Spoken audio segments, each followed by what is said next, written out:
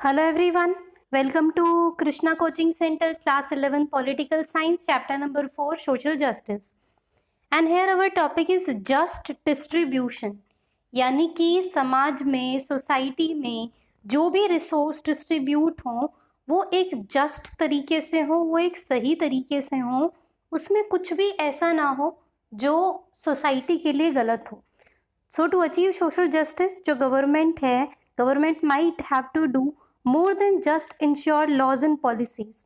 सिर्फ यहाँ पे हम लॉज एंड पॉलिसीज की बात नहीं करेंगे, यहाँ पर ऑल्सो हमें बात करनी पड़ेगी अदर चीज़ों की, अदर जस्ट तरीके से रिसोर्सेज को डिस्ट्रीब्यूट करने की. So that should be between different group, individual and within a society. और अगर देयर इज सीरियस इकोनॉमिक या सोशल इनइक्वालिटी या सोसाइटी में, तो ये ज़रूरी हो सकता है कि जिनके पास ऑलरेडी सारी की सारी चीज़ें हों उन्हें अगर आप थोड़ा कम भी दोगे तो भी एक्सेप्टेबल होगा, लेकिन जिनके पास चीज़ें ही कम है, रिसोर्सेज ही कम है, उसको फिर आपको लेवल प्लेइंग फील्ड देना पड़ेगा. लेवल प्लेइंग फील्ड मतलब कि जो लोग बहुत पीछे रह गए हैं उन्हें अगर आगे लाने के लिए कुछ एक्स्ट्रा एफर्ट की ज़रूरत है तो वो एक्स्ट्रा एफर्ट भी आपको करना चाहिए. So therefore within a country जो सोशल जस्टिस है वो रिक्वायर करेगा कि सिर्फ equally in the terms of laws and policies नहीं, बल्कि basic equality of life conditions and opportunity. तो जो बेसिक इक्वालिटी होगी ना ज़िंदगी की कंडीशंस की, अपॉर्चुनिटीज़ की, वो भी हमें देनी पड़ेगी. So it is seen as necessary. हर एक पर्सन के लिए ज़रूरी हो जाता है to be able to pursue अपने ऑब्जेक्टिव्स और एक्सप्रेस कर सके अपने आप को. हमारी कंट्री में फॉर एग्जांपल जो कॉन्स्टिट्यूशन है it abolish the practice of untouchability. तो हमने क्या करा, हमने अनटचेबिलिटी को क्यों एबॉलिश किया? क्योंकि उससे ज़्यादा गंदी चीज़ कोई सोसाइटी में नहीं हो सकती है.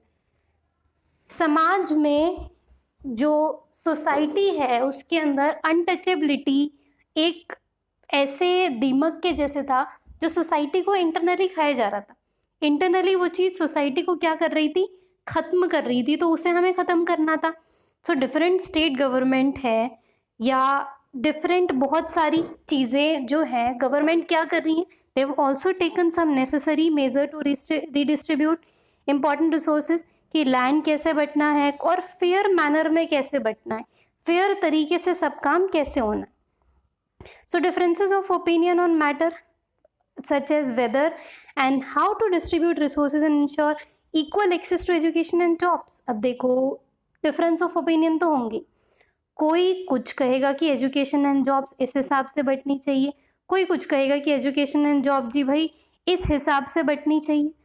अब it arouse fear, patience in society and even sometime provoke violence. और कई बार इस चीज़ की वजह से समाज में वायलेंस भी देखने को मिलता है. पीपल क्या बिलीव करते हैं, पीपल बिलीव कि जो फ्यूचर ऑफ देमसेल्व्स और उनकी फैमिली का है वो स्टेक पे हो सकता है. So we only have to remind our self कि हमारा जो एंगर है और जो वायलेंस है जो कि कई बार अराइज हो जाता है by the proposals of reserve seat in educational institution. हम बहुत बार भड़क जाते हैं कि क्यों रिजर्वेशन दे रहे हैं एजुकेशन इंस्टीट्यूशंस में, गवर्नमेंट एम्प्लॉयमेंट में, कंट्री में. So as student of political theory हमें समझना है कि कैसे कामली आप एग्जामिन करोगे ये जो इश्यूज़ हैं, शांति से एग्जामिन करेंगे, involve in the terms of our understandings of the principles of justice, कि कैसे जो जस्टिस के प्रिंसिपल्स हैं वो वर्क करेंगे. Now can schemes to help the disadvantaged be justified in the terms of theory of justice. तो क्या ये स्कीम्स हैं, क्या ये हेल्प कर सकती हैं कि कैसे जो डिसएडवांटेज लोग हैं उनको हम आगे ला सकते हैं. नेक्स्ट सेक्शन में वी विल डिस्कस कि क्या थी थ्योरी ऑफ जस्ट डिस्ट्रीब्यूशन की. फिलोसोफर थे जॉन राउस. राउस ने क्या आर्ग्यू किया था कि there could indeed be a rational justification for acknowledging the need to provide help to least privilege members of the society. So John Rawls का कहना था कि we have to identify what are the rational needs of the society. So John Rawls की theory of justice है, वो क्या बोलते हैं थ्योरी ऑफ जस्टिस में. So if people were asked to choose the kind of society in which they would like to live. So ये बोल रहे हैं कि अगर आप लोगों से पूछो कि वो किस टाइप की सोसाइटी में रहना चाहते हैं, then they are likely to choose one in which the rules and organization of society allot them a privileged position. So सबका ऑलमोस्ट यही जवाब होगा कि हम उस सोसाइटी में रहना चाहते हैं जिस सोसाइटी में हमारी पोजीशन बेटर हो, जहाँ पे हम एक प्रिविलेज पोजीशन पे हों. So we can not expect everyone to put aside their personal interest and think of the good of the society, especially if they believe that their decision is going to have an impact on the kind of life and opportunities their children be in future. So अब obvious सी बात है, सब तो अपना भला चाहेंगे, लेकिन सबसे अगर आप पूछो तो सब दूसरों का भला तो नहीं चाहेंगे. इस हिसाब से तो किसी का तो भला हो ही नहीं रहा है. तो लोगों को ऐसा समाज चाहिए, ऐसी सोसाइटी चाहिए कि उनकी लाइफ सिक्योर हो, प्लस उनकी जो आगे आने वाली जनरेशन है, जो फ्यूचर जनरेशन है, उनकी भी लाइफ सिक्योर हो. तो इंडीड वी ऑफन एक्सपेक्ट कि जो पेरेंट्स हैं वो क्या सोचते हैं, parents to think of and support what is best for children, क्योंकि पेरेंट्स हमेशा क्या सोचेंगे कि उनके बच्चों का भला ही हो. बट सच पर्सपेक्टिव जो है वो basis of theory of justice नहीं हो सकता सोसाइटी में कि भाई हमारे पेरेंट्स क्या चाह रहे हैं. हमें फेयर एंड जस्ट के हिसाब से सोचना पड़ेगा. अब John Rawls has try to answer this question. वो आर्ग्यू करते हैं that only way we can arrive at a fair and just rule is if we imagine ourselves to be in a situation in which we have to make decisions about how society could be organized, although we do not have what position we would ourselves occupy in that society.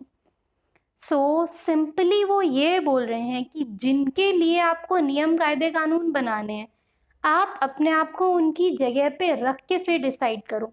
आप ये मत सोचो कि आप कौन हो, आप क्या कर रहे हो. आप ये सोचो कि जिसके लिए आप चीज़ें डिसाइड कर रहे हो वो इस समय किस पोजीशन में. So that is we do not know what kind of family we would be born in, whether we were born in upper caste, lower caste, rich, poor, privilege, disadvantage. Rawls argue करेंगे that if we do not know in this case who will be and what option would be available to us in future society, we will be likely to support a decision about the rules and organizations of the future society which would be fair for all the members. तो बोलते हैं कि अगर हम ऐसे rules बना दें जो सबके लिए कॉमन हो तो एक टाइम के बाद क्या होगा कि सारे मेंबर्स एक जैसे ही हो जाएंगे. ऐसा कुछ उन्होंने कहने की कोशिश करी. अब राव डिस्क्राइब करते हैं, describe this as thinking under a veil of ignorance. ये एक्सपेक्ट करेंगे that in such a situation of complete ignorance about our possible position and status in society, each person would decide in a way they generally do. तो बोल रहे हैं कि अगर हमने ठीक है इस तरीके से डिसीजन नहीं लिया उनकी जगह खुद को रख के, हम दूसरे केस में क्या सोचेंगे कि सब लोग इक्वल हैं, सब लोग बराबर हैं. पहला तो तरीका वो हो गया, आपने उनकी जगह पे रख के डिसीजन ले लिया. दूसरा तरीका वो बोल रहे हैं कि हमें पता ही नहीं कौन किस पोजीशन पे है, कौन क्या लाइफ में फेस कर रहा है, और हमने एक रूल्स रेगुलेशंस बना दी. But since no one knows what he would be and what is going to benefit him, each will envisage the future society from the point of view of the worst of. It will be clear to a person who can reason and think for himself that those who are born privileged will enjoy certain special opportunity. अब देखो सबके लिए हमने equal rule बना दिए, ठीक है.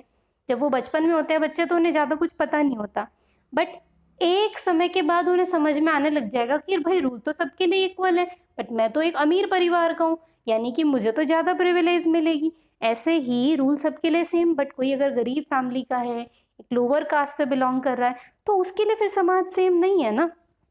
सो but what if they have misfortune of being born in disadvantage section of the society, जहाँ पे अपॉर्चुनिटी ही बहुत कम है. So hence it would make sense for each person acting in his or her own interest to try to think of rules of organization that will ensure reasonable opportunity to the weaker section. So ठीक है, ये human tendency है कि we tend to think about ourselves, लेकिन हमें society as a whole के बारे में सोचना है. So the attempt will be see that important resources जैसे कि एजुकेशन, हेल्थ, शेल्टर, ये अवेलेबल हो हर पर्सन के लिए, इवन वो अपर क्लास के हों ना हो, उससे कोई फर्क नहीं पड़ना चाहिए. So it is of course not easy to erase our identities. Of course बहुत मुश्किल है अपनी आइडेंटिटीज़ को इरेज कर पाना और इमेजिन करना अपने आप को एक इग्नोरेंस के घूंघट के अंदर रख के कि हाँ सब बराबर है, सब ठीक है. but then it is equally difficult for most of the people to be self-sacrificing, share their good fortune with stranger. That is why we habitually associate self-sacrifice with heroism.